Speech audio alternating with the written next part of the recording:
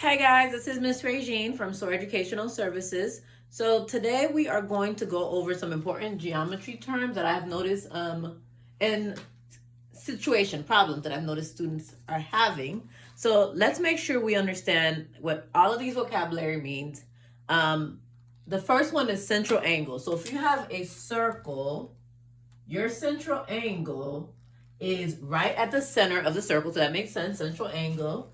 And here we have it. A central angle could be central angle ABC.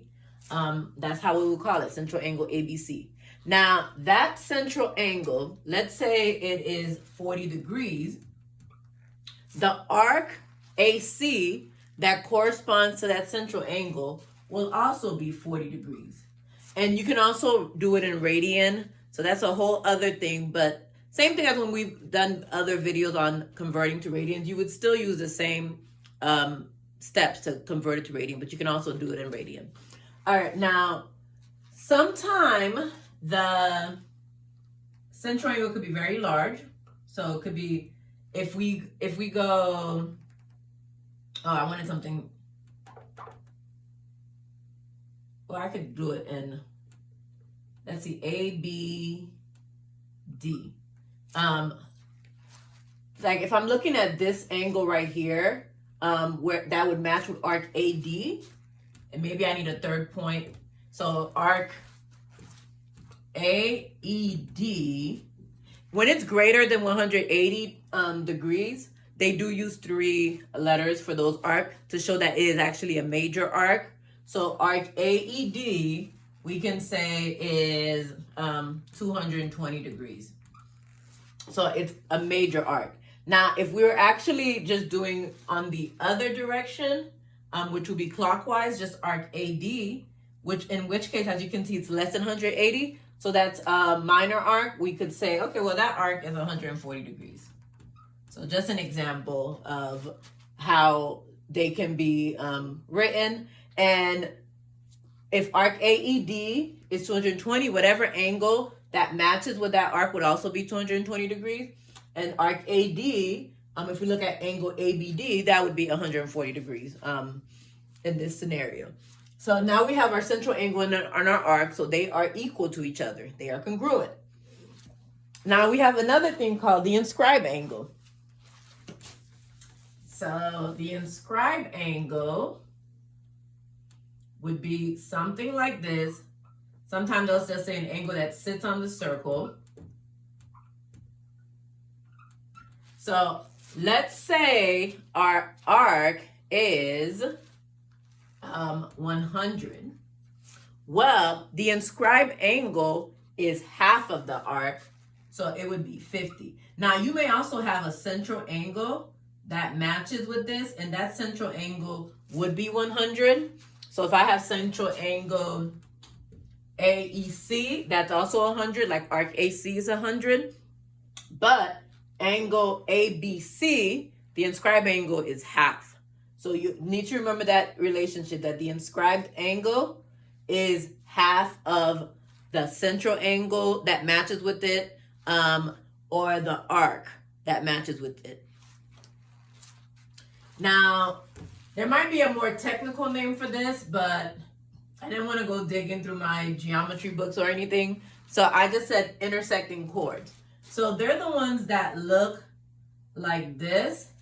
So the rule for this, and I will try to see if I can maybe give you a problem. Okay, so here's one. So if we have an intersecting chord, let's say we know this is 61 and this is 84, and we are looking for this arc. So it actually is not intersecting at the center. So just to make that clear, this point right here is not the center. If it was the center, they would show that clearly. So this is not the center. So there's a formula, which is the sum of half of the sum of the arc will give you that angle.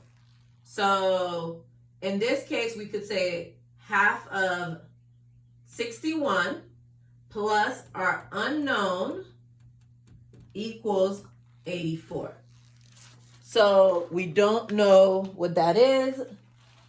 You can pause the video and try to solve it on your own.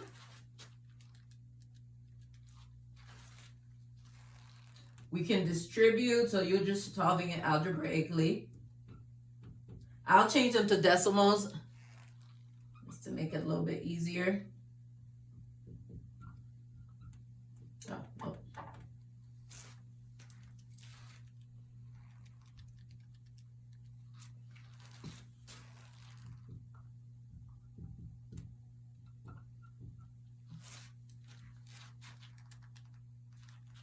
And I got 107. So x equals 107. This arc is 107 degrees. So for these intersecting chords that do not intersect at the center of our circle, what we have is the formula for that is to take half of the sum of the two arc that matches with that angle, and it will equal that angle. And they might give you different things. So in this scenario, you have one arc and an angle. So perhaps some problems you might have both arcs and you need to solve for the angle. But you will have to have something. Sometimes you have less, but they might give you some of the other angles. And you do have to remember that a circle, all around a circle is 360 degrees. So then you may have to do some multi-step with certain problems. But that is for that specific formula with the intersecting chord. That is generally how it works. Let's try another one.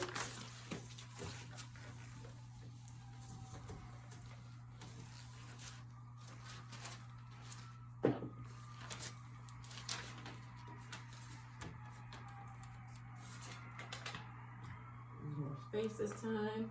So this one, again, it's not intersecting at the center. I guess we're looking for this. So if we add the two arcs, 63 plus x, but then we take half of it, we should get 139.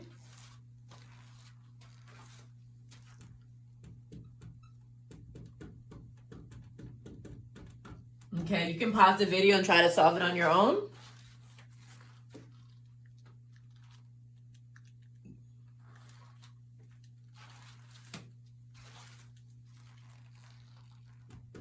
Okay, we have 107.5.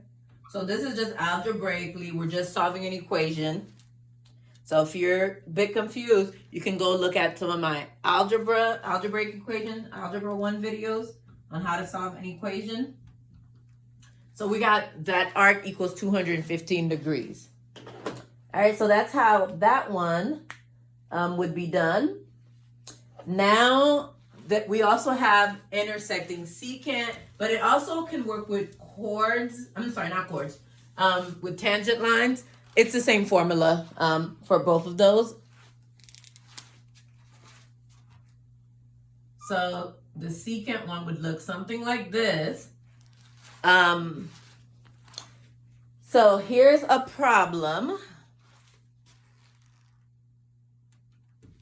So you have a chord here and an angle here. I'm sorry, not a chord. You have an arc. You have an arc here that's 96 degrees, and you have the outside angle, which is 32, and you are looking for this arc. So the formula is similar to the one we just did for chord. What you have to do is add up your two arcs. You subtract your two arcs. And the order does matter because it is subtraction. You take the one that's further away minus the one that's closer. So in this case, 96 minus x. And you still take half of it, and it equals 32. So half of 96 is 48. And I'll just change it to a decimal.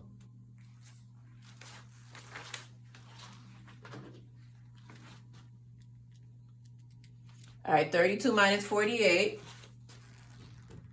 We have negative 16. Pay attention to your sign. There's a negative sign in front of this. And now you're going to divide by negative 0.5. And you have 32.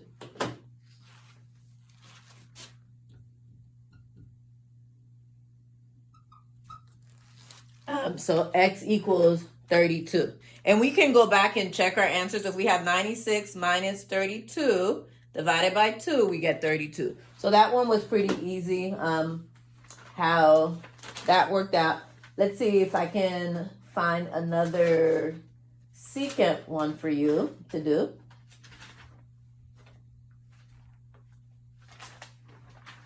And these are, well, this one is actually a tangent line. But like I said, it's a similar rule. And geometry does have a lot of rules, so I will tell you that. So that is a lot of things to remember. If you're lucky, maybe your teacher allows you to have a formula list. So here you have two tangent lines that intersect. So this arc is 284. And let's say this is 76 and you're looking for the outside angle. So what you need to do is pretty much same formula, or exactly same formula as we just did. You do 284 minus 76. You take half of it, and that's going to give me my outside angle. So last time we were solving for the arc, but this time we've been given the arc, we're solving for the outside angle. But you just need to make sure you plug everything in where they belong. That's all. So this is 104. So that outside angle equals 104. When you do 284 minus 76, take half of that, and that will be 104.